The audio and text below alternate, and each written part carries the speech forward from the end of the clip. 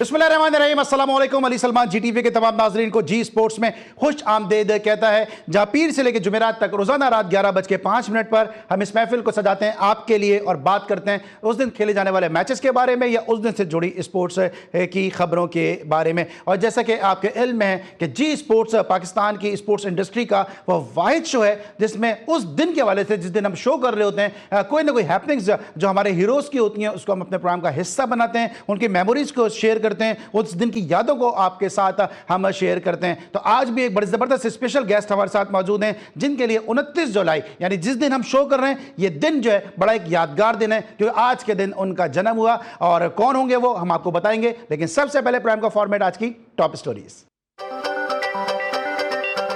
West Indies के खिलाफ टी20 series के लिए कौमी स्क्वाड की लॉडर हिल में भरपूर प्रैक्टिस। कोचेस की जेर निगरानी खिलाड़ियों ने फील्डिंग, बैटिंग और बॉलिंग की प्रैक्टिस की। पाक वेस्ट इंडीज के दरमियान पहला मैच 1 अगस्त को खेला जाएगा। पीसीबी की डोमेस्टिक क्रिकेट के लिए नई फिटनेस पॉलिसी मुताबिक तमाम रीजनल और डिपार्टमेंटल खिलाड़ियों का फिटनेस टेस्ट लाजमी करार। स्ट्रेंथ एंड कंडीशनिंग कोचेस अगस्त में 400 खिलाड़ियों की फिटनेस का जायजा लेंगे। पाकिस्तान चैंपियंस ने अपना आखिरी मैच भी जीत लिया। ऑस्ट्रेलिया को 10 विकेटों से शिकस्त। ग्रीन शर्ट्स ग्रुप स्टेज में नाकाबिले शिकस्त रहे। ऑस्ट्रेलिया की तारीखी कामयाबी, वेस्ट इंडीज को टेस्ट के बाद टी20 सीरीज में भी व्हाइट वॉश कर दिया। मेरी 4 सर्जरीज हुई हैं, रिहैब चल रहा है। उम्मीद है जापान में होने वाली टोक्यो वर्ल्ड एथलेटिक चैंपियनशिप से कबल मुकम्मल तौर पर फिट रहूंगा। पाकिस्तानी स्क्वॉश खिलाड़ी महविश अली पर 6 माह की पाबंदी आयद। महविश अली पर शिकस्त के बाद हरीफ खिलाड़ी के खिलाफ नाजेबा इशारा करने की पादाश में पाबंदी आयद की गई। और कराटे कमबैक के चैंपियन पाकिस्तानी फाइटर शाहजेब रिंद की शिकायत का अजाला कर दिया गया। वजीर आजम ने लाइटवेट वर्ल्ड चैंपियनशिप का टाइटल जीतने पर शाहजेब को 50 लाख रुपए का चेक दे दिया। जी नाज़रीन, ये थी आज की टॉप स्टोरीज। और जिस तरह मैंने प्रोग्राम की इब्तिदा में कहा कि आज पाकिस्तान के कैसे ज़बरदस्त प्लेयर की सालगिरह है 29 जुलाई को, कि जिन्होंने पाकिस्तान के लिए भले ही कम खेला लेकिन अंडर 19 की सतह से उन्होंने पाकिस्तान को रिप्रेजेंट करना शुरू किया। लैरी पॉटर की जो अंडर 19 टीम आई उसमें रवीज़ राजा की क़यादत में उन्होंने पाकिस्तान अंडर 19 को सर्व किया और बड़ी उम्दा उन्होंने बॉलिंग की। मोहसिन कमाल, शाहिद महबूब जैसे बॉलर के साथ उन्होंने नई गेंद का आगाज़ भी किया और फिर पाकिस्तान को भी उन्होंने टेस्ट क्रिकेट में सर्व किया। हमारे साथ आज जब मौजूद हैं जनाब अजीम हफीज़ साहब, यूके से बराह रास्त अपनी सालगिरह को सेलिब्रेट कर रहे हैं। इससे पहले कि मैं अजीम हफीज़ भाई से बात करूं, ज़रा उनके कैरियर प्रोफाइल पे एक निगाह डालते हैं और टेस्ट प्रोफाइल पे भी एक निगाह डालते हैं कि किस तरह से अजीम हफीज़ साहब ने पाकिस्तान के लिए जो है परफॉर्मेंसेस दी हैं। 18 टेस्ट मैचेस में 63 विकटें, 46 रन के एवज 6 विकटें। उनकी बेस्ट बॉलिंग रही, इकॉनमी रहा 3.03। तो ये अजीम हफीज़ साहब का टेस्ट मैचेस का रिकॉर्ड है जो आपके सामने इस वक्त स्क्रीन पे मौजूद है। लेकिन ये तो आपने टेस्ट का उनको प्रोफाइल देखा, लेकिन अजीम हफीज़ साहब का एक और बड़ा यूनिक रिकॉर्ड है, वो है वनडे क्रिकेट के हवाले से, चाहे वो वनडे इंटरनेशनल क्रिकेट हो या डोमेस्टिक वनडे हो।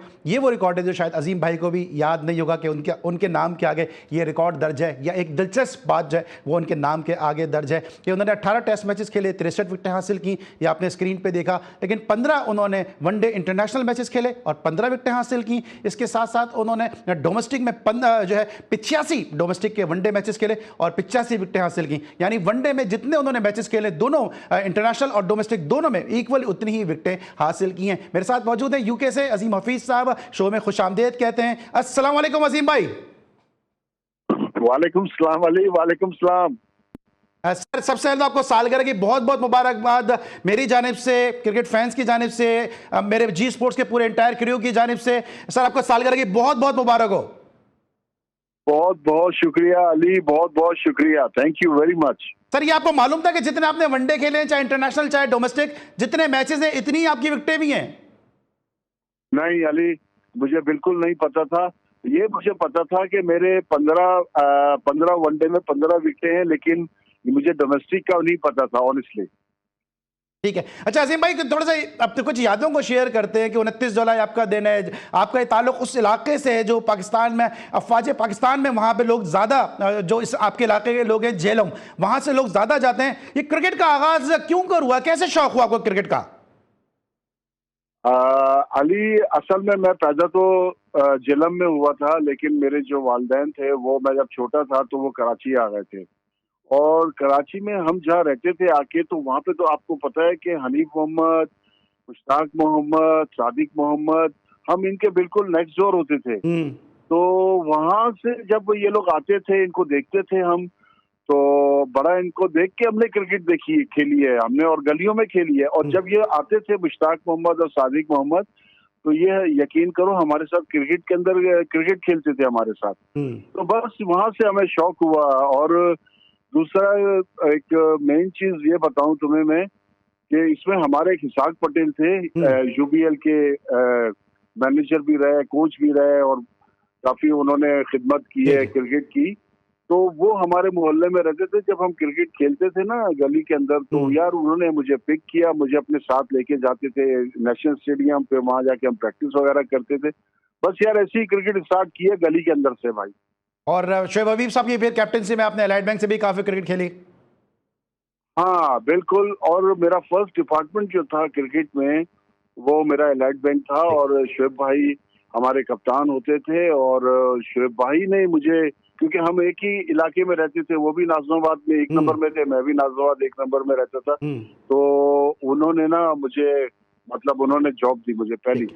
अच्छा अजीम भाई, थोड़ा सा क्योंकि आपकी मौजूदगी का फायदा उठाते हुए, आपके पैदाइशी आपके एक हाथ की 3 उंगलियां नहीं थी, उसके बावजूद कितना मुश्किल आपका ये सफर रहा कि आपने क्रिकेट खेलने का फैसला किया। क्योंकि जब आपने क्रिकेट खेलने का फैसला किया होगा तो लोगों ने आप पे तनकीद भी की होगी। और मैं वो वाक़या भी जो यहाँ पे पूरा तो नहीं बता सकता हूँ क्योंकि मेरी मजबूरियाँ हैं कि मैं टीवी पे जो शो कर रहा हूँ, कि जब आपकी सिलेक्शन हो रही थी तो एक कप्तान ने आपके लिए कहा कि आपके हाथ की 3 उंगलियां नहीं है, तो सिलेक्टर ने कहा कि आपको उससे बॉलिंग करवानी है या आपकी उंगलियों के हवाले से उन्होंने बात की। तो कितनी मुश्किल हुई आपको इस हवाले से?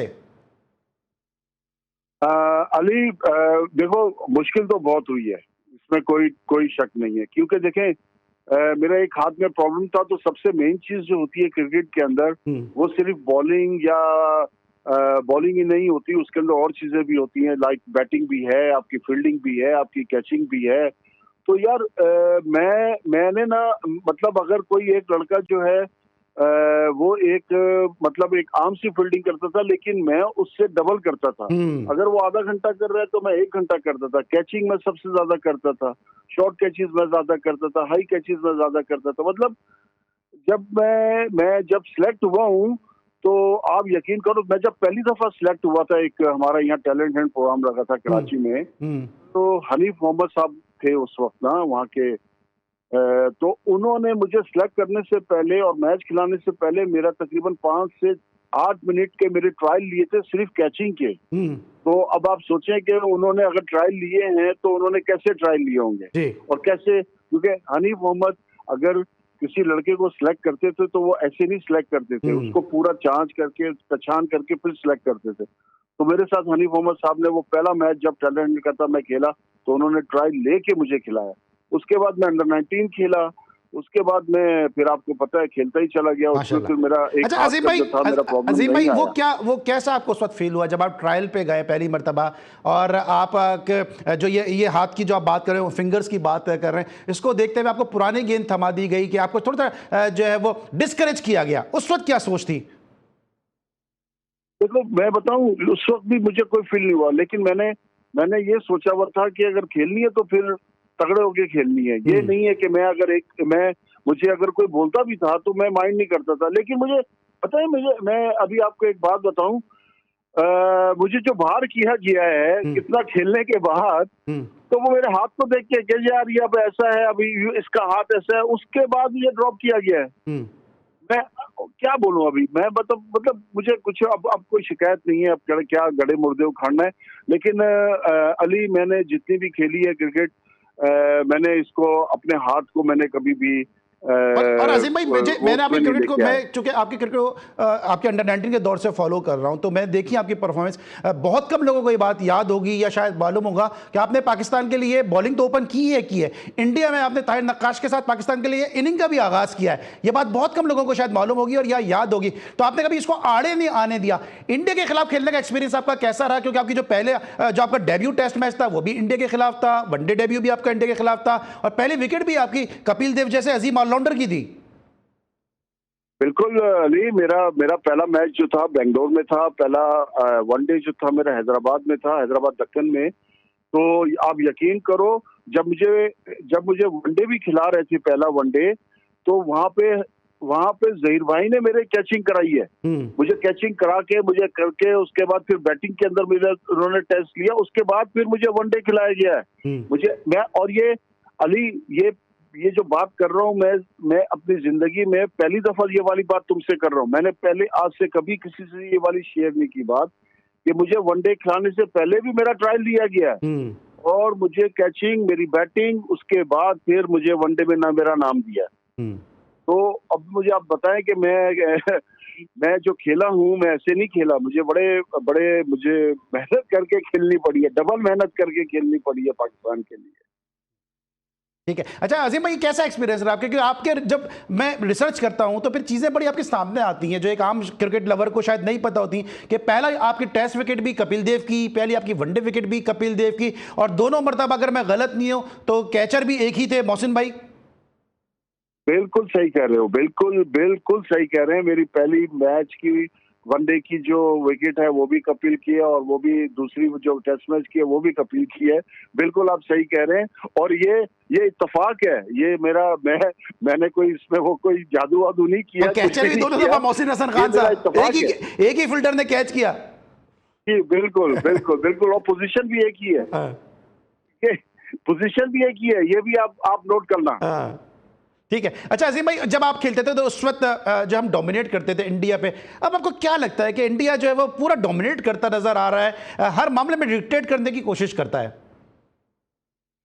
अली सच्ची बात बताऊं, इसमें हमारा कसूर है यार। हमारे यहाँ पे हमने अपने आप को बहुत ही क्या बोलूं मैं, मेरे पास वर्ड नहीं है ऐसा, क्योंकि हम जब इंडिया से जाते थे, इंडिया वालों की मतलब क्या थी क्रिकेट, उन्होंने हमसे बहुत ऊपर चले गए और हम बहुत नीचे चले गए अली, और इसमें हमारा कसूर है। मैं तो अपने आप को ब्लेम करूंगा कि इसमें हमारा ही फॉल्ट। ठीक है। अच्छा अजीम भाई, दो सवाल आखिरी मेरे आपसे। कुछ लोग ये समझते हैं कि वसीम अकरम के आने के बाद आपका कैरियर खराब हुआ, क्या आप भी ऐसे ही समझते हैं कि आपके कैरियर को नुकसान हुआ, क्योंकि वसीम अकरम जब आ गए तो फिर शायद आप पे से नजरें हटा ली गई? अली मुझे एक बात बताओ, अगर मुझ पे से नजरें उठा ली गई, और अगर जिन पे नजरें थी तो वो क्या थे? मुझे एक बात बताओ, मेरी जगह पे आपने अगर चलो वसीम तो खेल रहा है, वसीम ने खेला, वसीम वर्ल्ड क्लास बॉलर हो गया, लेकिन मुझे एक बात बताएं, मेरी जगह पे जो लड़के आए थे उस वक्त, वो मुझसे अच्छे थे या मैं अच्छा था? मुझे ये बता दो। मेरी जगह पे जाकिर आया, मोहसिन कमाल को ट्राई किया, सलीम जाफर को ट्राई किया, मतलब और मैं क्या नाम लूं, और मैं तो ये 3-4 नाम है, बल्कि और भी नाम है, लेकिन उनका मैं कोई लेना नहीं चाहता, लेकिन इनको ट्राई किया ना मेरी जगह पे। तो अगर वो बस वो एक बात थी ना, जो मैं थोड़ी देर पहले आपको बोली है, उसके ऊपर जो है फिर मुझे किया गया।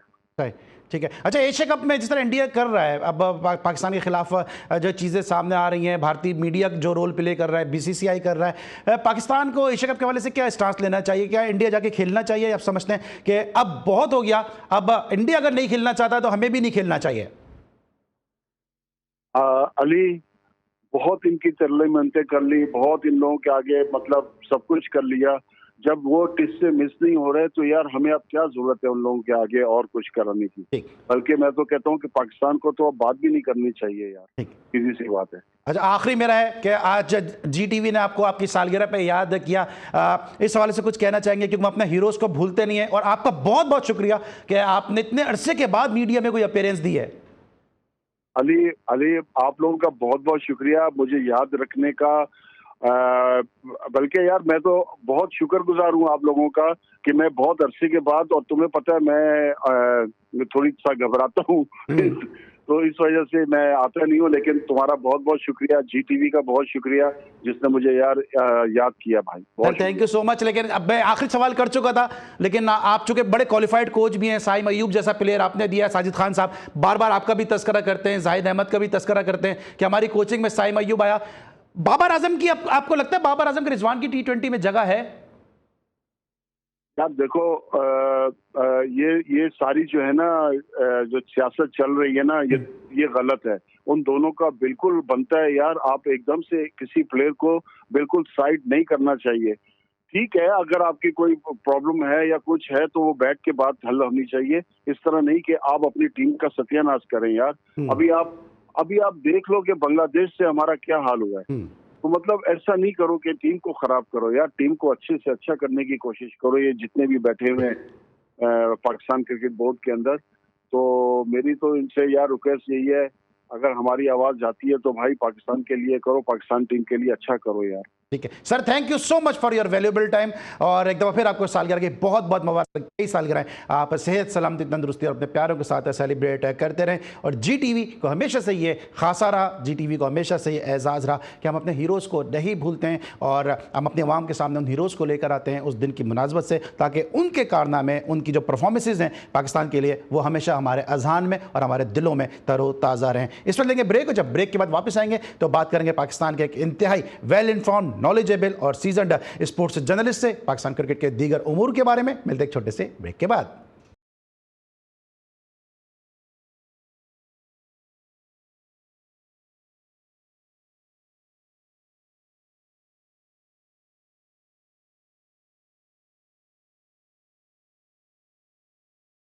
Welcome back after the break. और ब्रेक पर जाने से पहले हमारे साथ मौजूद थे पाकिस्तान के शौरा आफाक फास्ट बॉलर अजीम हफीज़, और अब हमें पाकिस्तान के एक इंतहाई ज़बरदस्त नौजवान स्पोर्ट्स जर्नलिस्ट ने ज्वाइन किया कि जिनकी जो स्टोरीज़ हैं, जिनकी इनसाइड जो इन्फॉर्मेशन है, वो हमेशा से जो है वो सराहे जाने के काबिल हैं। इंतहाई well informed, knowledgeable sports journalist Lahore से हमारे साथ मौजूद हैं हाफिज़ इमरान साहब। शो में खुशामदीद कहते हैं। अस्सलाम वालेकुम हाफिज़, कैसे हैं आप?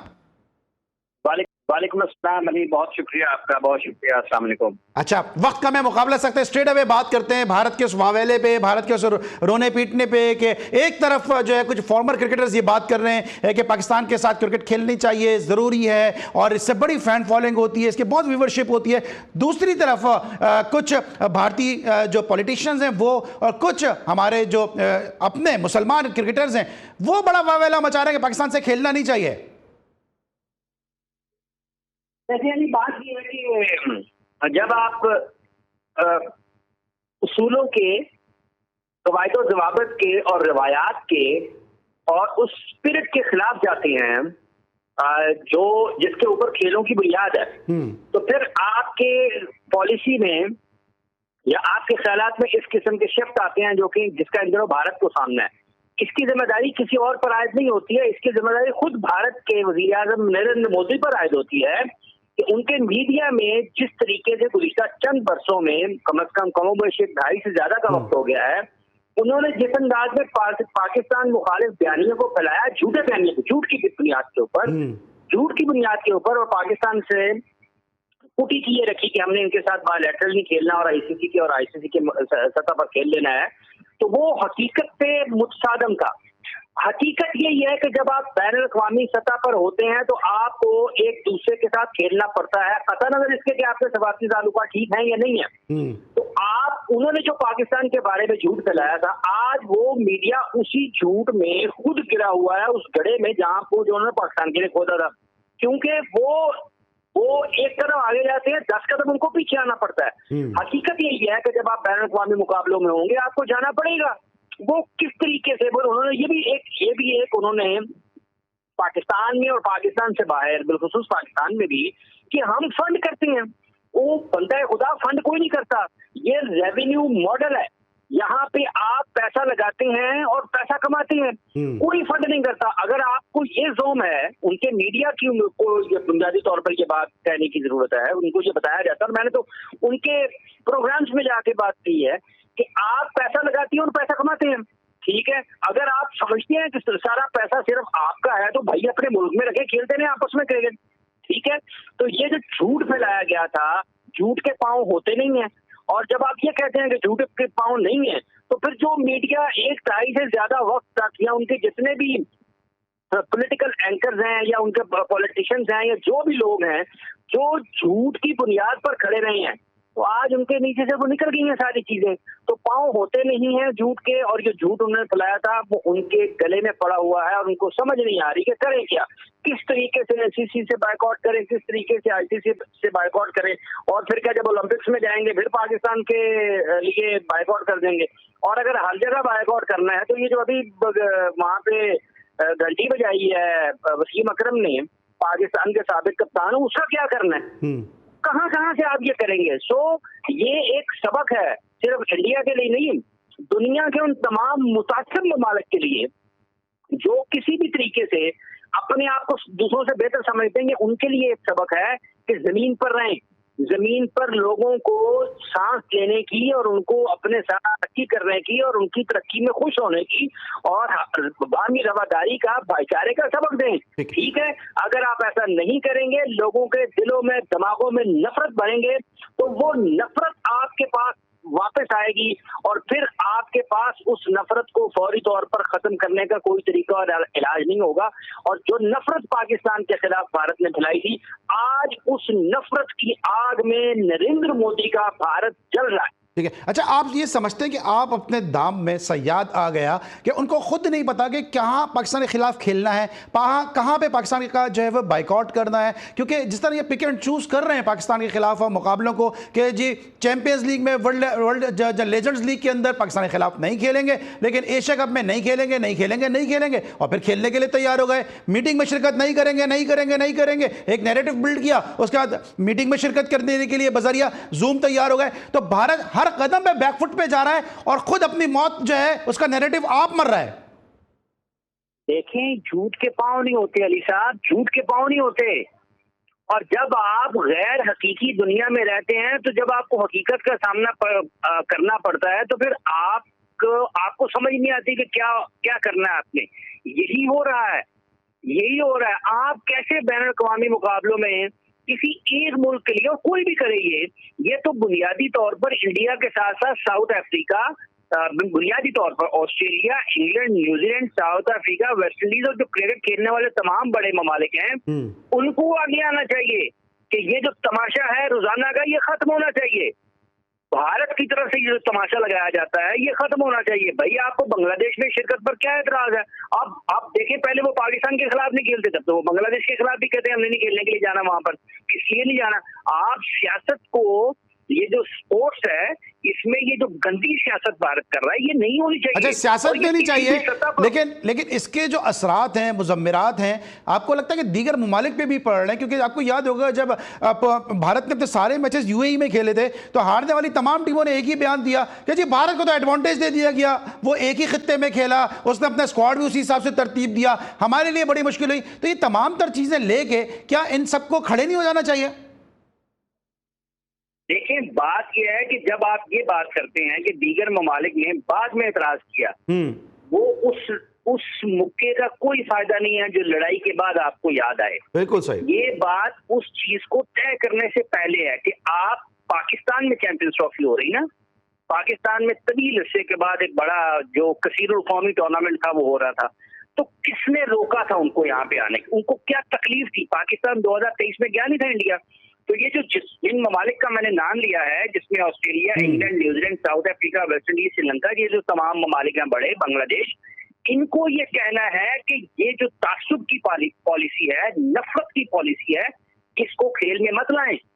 आप अपनी नाकामी को छुपाने के लिए अपने लोगों के ज़हनों में झूठ मत भरें, नफरत मत भरें।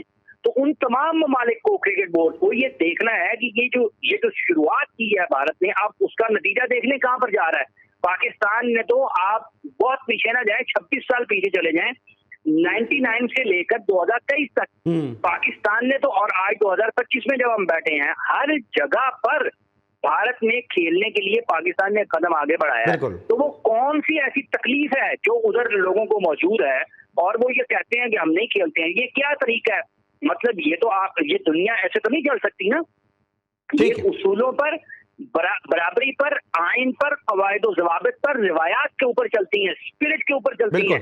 खेलों की स्पिरिट के खिलाफ, रूह के खिलाफ कोई भी उसके मुनाफी काम हो, अली सलमान साहब, उसकी मजम्मत होनी चाहिए और उसको रास्ता रोकना चाहिए। बिल्कुल ठीक है।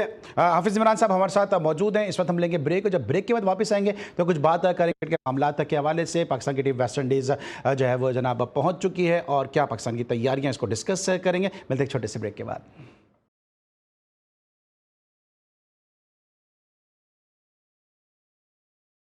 Welcome back after the break. Hafiz Imran साहब हमारे साथ मौजूद हैं, जिनसे हम बात करते हैं एशिया कप के हवाले से। लेकिन हाफिज साहब ये बताइएगा ज़रा कि भारत जो है अपना नैरेटिव बिल्ड करता है वो विक्रांत गुप्ता जैसे जर्नलिस्टों के साथ, और उसी विक्रांत गुप्ता को हमें बड़ा अफसोस होता है ये कहते हुए कि हमारे अपने ही लोग इस तरह लिए के फिरते हैं, जिस तरह खुद विक्रांत गुप्ता के अल्फाज में जैसे कोई शाहरुख खान है वो आ गया है पाकिस्तान। देखिए अली, बात यह है कि किसी एक शख्सियत के साथ किसी एक काम को जोड़ना मेरा ख्याल है कि उतनी मुनासिब चीज नहीं है। अगर वो बात कर रहे हैं पाकिस्तान के खिलाफ, या वो अकेले तो नहीं, और भी बहुत सारे लोग पाकिस्तान के खिलाफ बात करते हैं वहां पर बैठ के, तो आप उनसे क्या तवक्को कर सकते हैं। लेकिन किसी एक सहाफी को, कोई एक जर्नलिस्ट है ना, उसका ये काम नहीं है कि वो झूठ को सच बताना शुरू कर दे या झूठ को पास दिखाना शुरू कर दे। उसका ये काम सही, तो भले जिनका आपने है या कोई भी और लोग हैं, अगर वो पाकिस्तान के बारे में गलत बात करते हैं, हकायक से मुनाफी बात करते हैं या हकायक से मुत्सादम बात करते हैं, तो क्या तवक्को की जा सकती है सरहद पार से उन लोगों से कि जो हम हाथ तो पहनाए नहीं जा सकते ना। हालांकि वो पाकिस्तान आए, इससे पहले भी पाकिस्तान आए, पाकिस्तान में जिस तरीके से लोगों ने उनको वेलकम किया है, खुशामदीद का है, तो इसका एक खुशकुन पहलू ये भी तो है, तो पाकिस्तानी तो बड़े खुले दिल के हैं। पाकिस्तान तो भारत की टीम जब 2004 में पाकिस्तान आई थी ना, बहुत सारे लोगों ने तो वो मनाजिर देखे नहीं हुए, जिन्होंने देखे हुए हैं उनको याद है कि किस तरीके से उनका उस वक्त भी उनका इस्तेमाल किया गया था। अच्छा, सर विक्रांत ने एक बात और भी कही है कि उस वक्त विक्रांत ने एक बात और भी कही है। उन्होंने कहा कि एक तो ये भारत का यू टर्न है, अब एशिया कप में शिरकत करने का फैसला, और दूसरा उन्होंने ये भी कहा कि भारत की रिस्पेक्ट में जो इससे बहुत कमी जो है वो हो रही है। देखिए बात ये है, तो बायकॉट से कौन सी इज्जत में इजाफा हो रहा है? बायकॉट से कौन सी इज्जत में इजाफा हो रहा है? आप ओलंपिक मुकाबले क्या साबित करते हैं कि अगर कोई मुल्क जो कि मईशत में, वसाइल में सबसे कम है, तो लेकिन जब वो गोल्ड मेडल जीतता है तो क्या उसका झंडा बुलंद नहीं होता, सबसे ऊपर नहीं होता गोल्ड मेडल की बुनियाद के ऊपर? क्यों होता है? बराबरी की बुनियाद पर होता है ना। जब गोल्ड मेडल जीता है, वो किसी भी मुल्क से ताल्लुक रखता है, उसके पास पहनने के लिए जूते थे या नहीं थे, उसके पास अपने मुल्क में खाने के लिए चीजें थी, बुनियादी सहूलियात थी या नहीं थी, लेकिन जब वो ओलंपिक मुकाबलों में गोल्ड मेडल जीतता है तो वो सबसे पहले नंबर पर होता है, उसी मुल्क का झंडा ऊपर जाता है और उसी मुल्क का तराना वहां पर बजाया जाता है। ठीक है, तो ये यूटर्न का था, ये तो आपका पहला फैसला ही गलत था, पहला फैसला ही गलत था। यूटर्न तो बहुत बात की बात आती है। तो बुनियादी तौर पर जिस जगह पर आप खड़े हैं उस जगह का तयन करें कि क्या आप यहाँ पर ठीक खड़े हैं। अगर आप गलत खड़े हैं तो आपको इस्लाह करनी है। यूटर्न तो होगा ना, आप किसी एक रास्ते पर जा रहे हैं और आपने वापसी पे वहां पर मोड़ लिया है, तो आपका तो पहली ड्राइव ही गलत है। ठीक है, ड्राइव गलत है, इस्लाह की जरूरत है, इस्लाह की जरूरत है। अच्छा ये बताएं कि अब बाबर आजम और रिजवान अभी पाकिस्तान की टीम में सिलेक्ट हो गए हैं, एशिया कप में आपको नजर आ रही है दोनों, शाहीन शाह अफरीदी और ये दोनों? देखिए बात यह है कि शाहीन अफरीदी के बारे में तो आपको ये गुमान रखना चाहिए कि पाकिस्तान की बैटिंग और बॉलिंग के हालात जरा मुख्तलिफ है, ठीक है। और अगर आप पीएसएल की बुनियाद पर, पीएसएल की कारकर्दगी की बुनियाद पर खिलाड़ियों को कौमी टीम का हिस्सा बनाते हैं, तो पीएसएल जीतने वाले खिलाड़ी को, जो कि 4 मरतबा कप्तानी की, 3 मरतबा जीत गए, इस मरतबा जो पीएसएल का 10वां सीजन हुआ था उसमें न सिर्फ वो कप्तान की हैसियत से कामयाब रहे बल्कि सबसे ज्यादा विकेटें भी उन्होंने ली। तो अगर कारकर्दगी का या खिलाड़ियों की सिलेक्शन का, और ये शाहीन से तो ये बात जोड़नी भी नहीं चाहिए क्योंकि वो पाकिस्तान के सबसे बेहतर फास्ट बॉलर हैं। गुज़िश्ता 2-3-4 वर्षों में जितनी भी उन्होंने क्रिकेट खेली है वो सबके सामने है। माजी करीब में कोई कारकर्दगी वो नहीं रही इंटरनेशनल लेवल पर जिसके लिए वो पहचाने जाते हैं। लेकिन अगर पीएसएल पैमाना है तो जिस पीएसएल में उन्हीं की टीम में से खिलाड़ी पाकिस्तान टीम में आगे अच्छा खेल का मुजाहरा करने पर, उसी टीम का कप्तान अच्छे खेल का इंफरादी तौर पर और इज्तिमाई तौर पर बैसियत कप्तान बेहतरीन खेल का मुजाहरा करने के बावजूद सेलेक्टर्स की नजरों से ओझल क्यों रहा है, तो उनको तो होना चाहिए। जहां तक ताल्लुक बाबर आजम का है, देखें मतलब उनके बारे में ये कहा जा सकता है कि कुछ उंज भी शायद लोग जालिम सन, कुछ गल विच गम दा टॉक भी सी, कुछ शायद लोग भी जालिम सन, कुछ सानू मरन दा शौक भी सी। तो वो जब कप्तान थे उन्होंने जो फैसले ठीक नहीं किए उनका उसको नुकसान हुआ है। उनकी क्रिकेट के बारे में पाकिस्तान में मुख्तलिफ अंदाज में बात हुई है, लेकिन पाकिस्तान के पास आज भी, अगर आप लोगों को बुरा लगेगा ये बात सुनते हुए, पाकिस्तान के पास जो बेहतर बैट्समैन है आज भी, वो बाबर आजम ही है। बाबर आजम ही तो सबसे बेहतर बैट्समैन है, ठीक है। लेकिन चूंकि वो लोग जो क्रिकेट चला रहे होते हैं, चला रही हैं, ये चला रहे थे, उन्होंने उनको पहले गैर जरूरी तौर पर उनको आजादी दी और ताकत और इख्तियार दिया, और फिर बाद में फिर उनके नीचे से तख्ता खींच भी लिया। अच्छा, आखिरी मेरा सवाल है, हाफिज थोड़ा सा वक्त महदूद है, आखिरी मेरा सवाल है, माइक हैसन को बतौर कोच आप किस तरह देख रहे हैं? जिस तरह से उन्होंने कोचिंग की अगेंस्ट बांग्लादेश, आपको लगता है कि सर्वाइव कर सकेंगे, ज्यादा इनका कैरियर पाकिस्तान में एज ए कोच प्रोलॉन्ग होगा? अभी तो मैंने उनको इन दोनों आंखों से देखा है, और जहाँ तक ताल्लुक इस चीज का है कि वो आने वाले दिनों में उनको कहाँ देखते हैं, तो अभी बांग्लादेश जब वो गए हैं तो उनका जो पहली असाइनमेंट थी पाकिस्तान से बाहर, तो बांग्लादेश में एक मैच हारने के बाद उन्होंने कहा कि पिचेज अच्छी रही हैं। मैच में जाने आंगन टेढ़ा नहीं होना चाहिए। आप बांग्लादेश में कब जो है वो पिचेज बैटिंग फ्रेंडली हुए हैं, वहां पे तो स्पिन फ्रेंडली पिचेज होते हैं, और आप यहाँ से तैयारी करवा के ले गए हैं छक्कों की, और वहां पे तो वो आपके पास उस किस्म की सहूलत मैसर नहीं है, मतलूबा सहूलत।